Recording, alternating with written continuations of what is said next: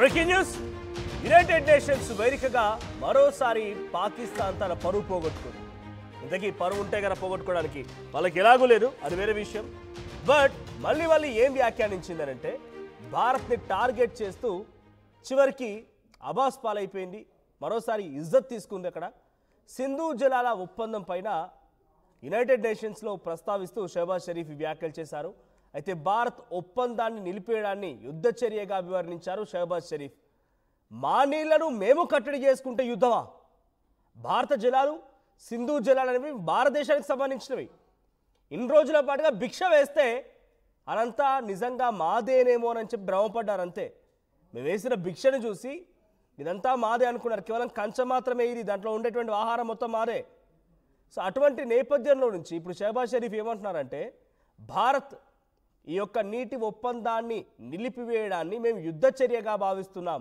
ఇదివరకు ఒకసారి యుద్ధం ఇట్లాంటి పిచ్చి పిచ్చి కారు కూతలు హల్వాగల్లా మాటలు మాట్లాడినందుకే ఆపరేషన్ సింధూర్ పేరిట 9 టెర్రర్ క్యాంప్స్ 13 ఎయిర్ బేసులు గాల్లో కుప్పగూలు చేసి బూడిద చేశాం. ఇంకా సిగ్గు రాకపోతే ఎవడేం చేయలేడు. షరీఫ్ వ్యాఖ్యలకి ఇప్పుడు భారత దౌత్యవేత్త పెటెల్ గహ్లోత్ చాలా సంచలన వ్యాఖ్యలు చేసుకొచ్చారు. ఉగ్రవాదాన్ని ప్రోత్సహించడంలో ఆ దేశం అంటే పాకిస్తాన్ పూర్తిగా మునిగిపోయిందని, అంతర్జాతీయ వేదికలపైన కూడా అబద్ధాలు చెప్పడానికి వారికి సిగ్గు ఉండాలని, వారికి సిగ్గు, మానం, రోషం, పౌరుషం, నెత్తురు పాకిస్తాన్ కంటూ మన్ను మశాలం ఏది ఉండదు. ఆ ఉగ్రవాదాలకి పిచ్చుకుకలకి మొరగడం తప్ప వాడికి మనిషిలా ప్రవర్తించేటువంటి అవకాశం వరకు జంతువు క్రూర ముఖం అది. వాడి దగ్గర మనం సిగ్గు, ఎగ్గు, లేకపోతే చీము, నెత్తురని మాట్లాడే పదాలు కూడా మనకు బహుశా అర్థాలు కూడా తెలియదు.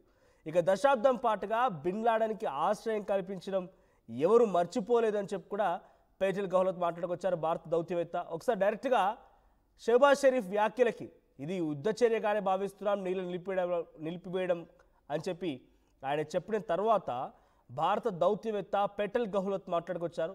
తను ఏం మాట్లాడారో విందాం.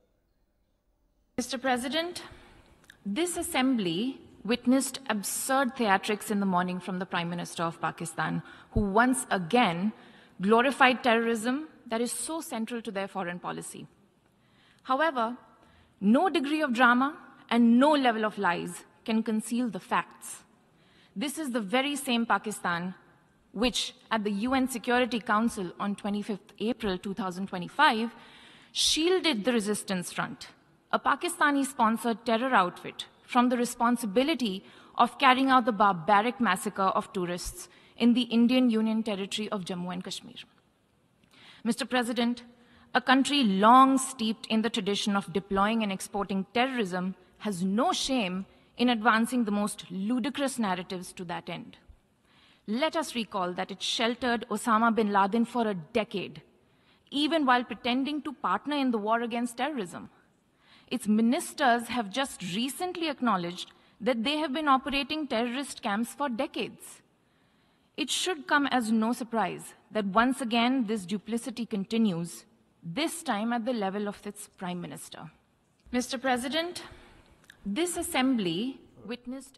రైట్, పాకిస్తాన్ పిచ్చుకుక్కలకి సమాధానం చెప్పడానికి మన భారతీయ వీరనారులు సరిపోతారు. అప్పుడు ఆపరేషన్ సింధూర్లో కూడా colonel Sofia Qureshi, wing commander Vyomika Singh, ఇద్దరితో పాటు ఒక naval officer Prerana, wing commander Sofia Qureshi and Vyomika Singh, colonel Sofia Qureshi, వీరు ముగ్గురు కూడా అద్భుతమైనటువంటి తమ తెగింపును, వీరత్వాన్ని ప్రదర్శించి పాకిస్తాన్కి చుక్కలు చూపించారు. వారు ప్యాంటు తడిచిపోయారు డైరెక్ట్గా. ముగ్గురు వీరవంతులే మాట్లాడింది. ఇప్పుడు ఎందుకు ఈ ముగ్గురు గురించి మళ్ళీ ప్రస్తావించాల్సి వస్తుందనంటే యునైటెడ్ నేషన్స్కి వెళ్ళిన తర్వాత కూడా అక్కడ కూడా వాడి చెంప చెల్లు అనిపించే విధంగా చాలా ధీటైనటువంటి సమాధానం ఇచ్చింది కూడా ఒక వీరవనితే, పెటెల్ గహ్లోత్. తను చెప్పిన మాటలేంటి? షేమ్లెస్ థింగ్స్, ఇంకా సిగ్గు లేకుండా, ఇంకా వాళ్ళకి ఒక చీము, నెత్తురు, రోషం, పౌరుషం ఏది లేకుండా మళ్ళీ యుద్ధం గురించి మాట్లాడుతున్నారు, యుద్ధ చర్య గురించి మాట్లాడుతున్నారు. బిన్ లాడెన్కి ఆశ్రయం ఇచ్చింది ఎవడో తెలుసు. ఉగ్రవాదాన్ని పెంచి పోషించి భారత్ వైపుగా పంపించి భారత్లో మారణహోమం సృష్టించాలనేటువంటి ఒక దురాలోచన, పిచ్చి మూర్ఖత్వపు ఆలోచన ఎవరికి ఉందో కూడా తెలుసు అని చెప్పి తన సమాధానం చెప్పడం మనం చూస్తూ ఉన్నాం. చాలా క్లియర్ కదా. ద రెసిస్టెన్స్ ఫోర్స్ ఏప్రిల్ 22, 2025న ద రెసిస్టెన్స్ ఫోర్స్ అనేటువంటి కొంతమంది ఉగ్రమూకలు లష్కర్-ఈ తోయిబా నుంచి పుట్టుకొచ్చినటువంటి ఆ ఉగ్రమూకల ఆ కూటమి పహల్గామ్ అనేటువంటి ప్రాంతానికి వచ్చి పహల్గామ్లో మన భారతీయ యాత్రికులపైన దాడి చేసి 26-27 మందిని పొట్టబెట్టుకుంది. దీనికి ప్రతిచర్యగా ఆపరేషన్ సింధూర్ని మొదలుపెట్టి పాకిస్తాన్లో 9 టెర్రర్ క్యాంప్స్ని 13 ఎయిర్ బేసెస్ని నిజాయితీగా నిక్కచ్చిగా అందరికీ తెలిసే విధంగానే కూల్చేశాం. మీలాగా దొంగ దెబ్బ తీయలేదు, మీలాగా వెన్నుపోటు పొడవలేదు, మీలాగా చీము నెత్తురు చచ్చిపోయినటువంటి వెధవల్లాగా బిహేవ్ ఎప్పుడు భారత్ చేయలేదు, చేయదు కూడా. ఇప్పుడు colonel Sofiya Qureshi, wing commander Vyomika Singh and navy officer Prerna, ఈ ముగ్గురుతో ఇప్పుడు గెహ్లత్ కూడా చాలా అద్భుతంగా సమాధానం చెప్పింది పాకిస్తాన్కి. ఆపరేషన్ సింధూర్తో వాళ్ళు యుద్ధాన్ని మొదలుపెట్టి ఆ పాకిస్తాన్కి చుక్కలు చూపిస్తే కేవలం మాటలతోనే గెహ్లత్ ఇప్పుడు సమాధానం చెప్పింది. పేటల్ గెహ్లత్ తన మాట మనం విన్నాం కదా, పాకిస్తాన్కి చీము నెత్తురని చచ్చిపోయింది, పాకిస్తాన్కి సిగ్గనిపించాలి, ఆ తలెక్కడ పెట్టుకుంటావు? భారత జలాలని, భారత సింధు జలాలని మేమేసే భిక్షగా ఇన్ని రోజుల పాటుగా సేకరించిన నువ్వు ఈరోజు నీ హక్కుగా మాట్లాడి ఈ ఒప్పందాన్ని రద్దు చేయడం యుద్ధ చర్యగా దమ్ముంటే, నీకు ధైర్యమే ఉంటే, నిజంగా ఇంకేదైనా నువ్వు ఒక పెద్ద మనగాడివి అనుకుంటే ఎందుకు మోకరిపై సీజ్ ఫైర్ అండర్స్టాండింగ్ ఎందుకు ఒప్పుకుందాం కుదుర్చుకున్నావు? మరి సీజ్ ఫైర్ అండర్స్టాండింగ్ ఎందుకు తలదొగ్గావు? నిజంగా నీకు యుద్ధ చర్య అనిపిస్తే, భారత్ అక్రమం చేస్తుంది అనిపిస్తే ఎందుకు నువ్వు ఇంత మౌనంగా ఉండిపోయావు? షాంఘై కోఆపరేషన్ ఆర్గనైజేషన్ SCO మీటింగ్లో చైనా వేదికగా జరిగినటువంటి ఆ సమాధానం చూసావు కదా, ఉగ్రవాదాన్ని రూపుమాపుతామని రకంగా అన్ని దేశాలు కలిసికట్టుగా ఉంటే కనీసం దానిపై సంతకం చేయలేకపోయావు. ఎందుకంటే నువ్వు ఒక ఉగ్రవాదాన్ని పెంచి పోషించే దేశం కాబట్టి. ఉగ్రవాదాన్ని రూపుమాపుతామని చెప్పి మిగిలినటువంటి 11 దేశాలు అంత అంగీకారానికి వస్తే ఈ ఒక్క నీచ్ కమీన్ కుత్తెగాడు షహబాజ్ షరీఫ్ గాడు ఒక్కడే ఆ అగ్రిమెంట్పై సంతకం చేయలేదు, కనీసం మాట్లాడలేదు, ప్రస్తావించలేదు కూడా. వీడు ఇంకా మాట్లాడుతున్నాడు. ఇసిన కొలీగ్ కళ్యాణ్ జాయిన్ అవుతున్నారు. కళ్యాణ్, సో ఇప్పుడు మళ్ళీ పాకిస్తాన్ మరోసారి పరువు పోగొట్టుకుంది. పేటల్ గెహ్లత్ మాట్లాడిన మాటలు మనం చాలా క్లియర్గా విన్నాం.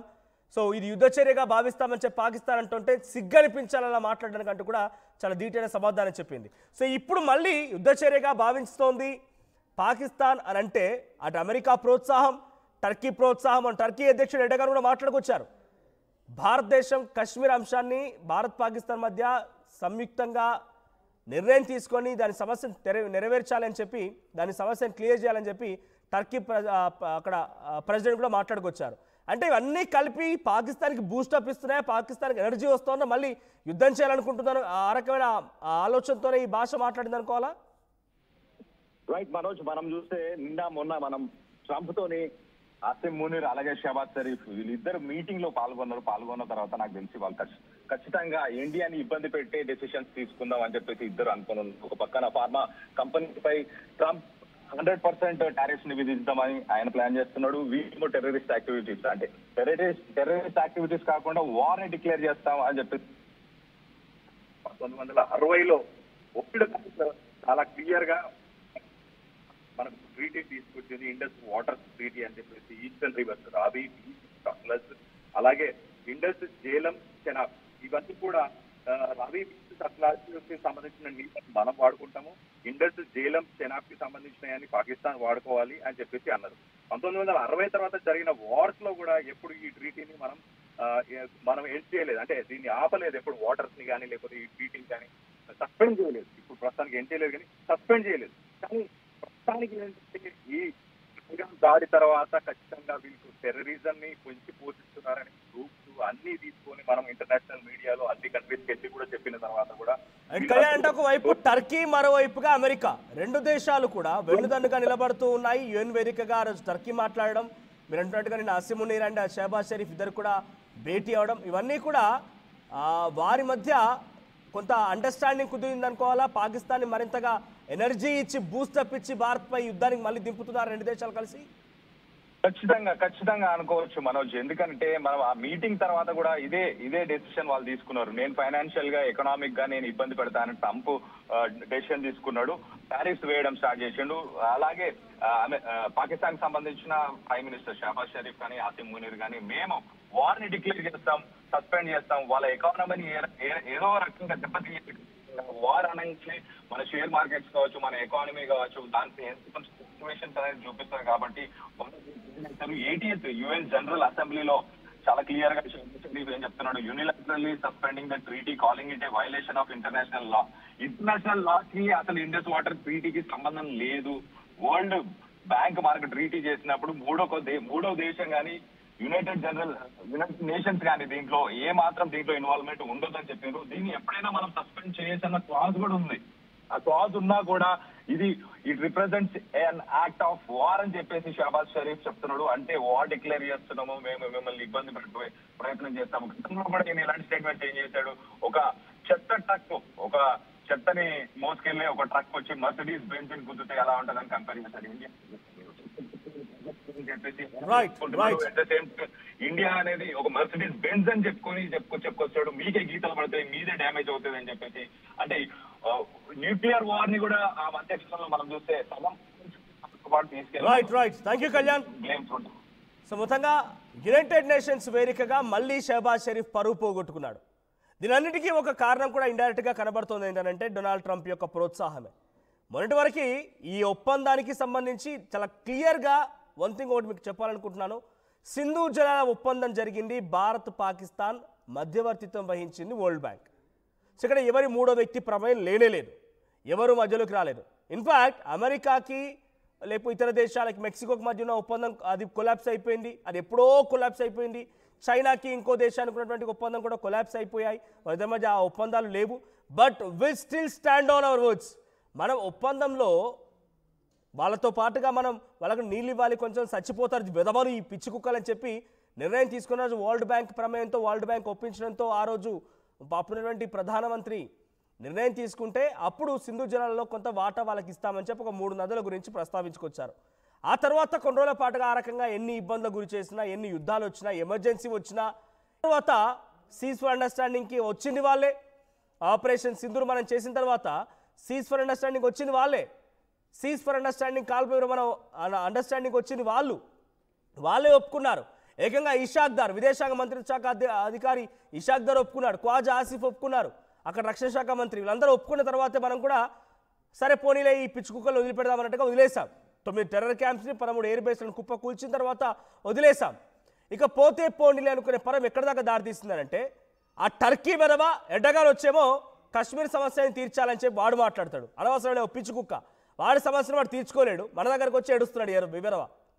ఇక పాకిస్తాన్ ప్రధాని షహబాజ్ షరీఫ్ గాడేమో ఈ నీటి జలాల ఒప్పందాన్ని ఉల్లంఘించడం అవుతుంది, దీన్ని పాటించకపోవడము, దీన్ని అమలు చేయకపోవడం అనేది యుద్ధ చర్యగానే భావిస్తామంటున్నాడు.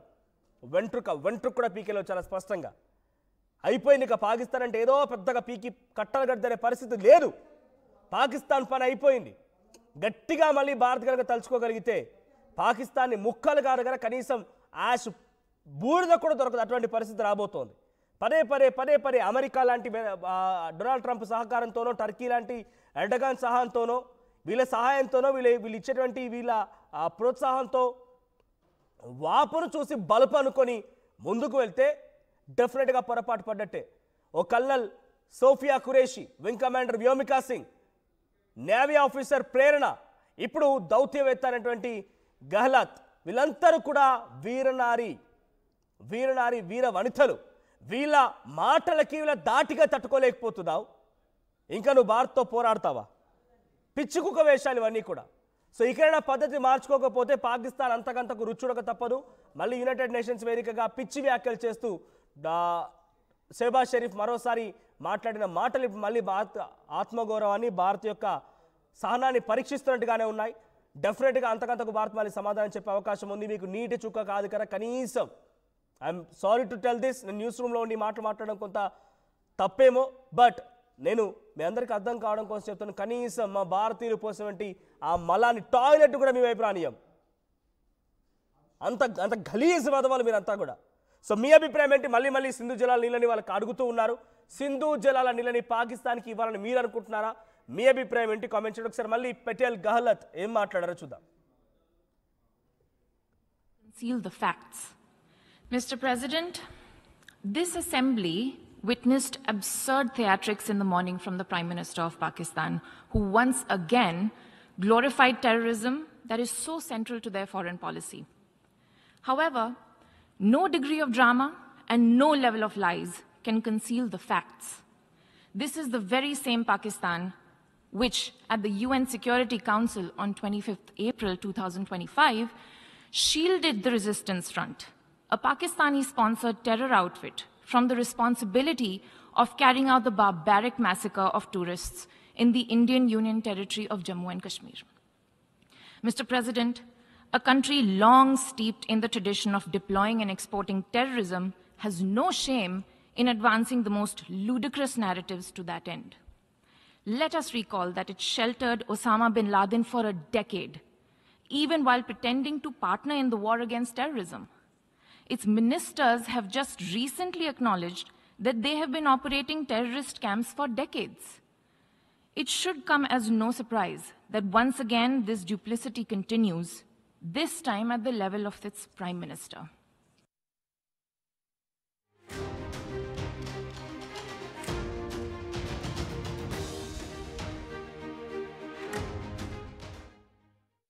మాంగళ్య షాపింగ్ మాల్లో ఏం కొన్నా స్పాట్ గిఫ్ట్ ఇస్తున్నారు తెలుసు కదా. మంగళ్య షాపింగ్ మాల్లో దసరా స్పాట్ గిఫ్ట్ పక్కా. 1000 రూపాయల కొనుగోలుపై ఖచ్చితమైన spot gift. Mangalya shopping mall, Telangana.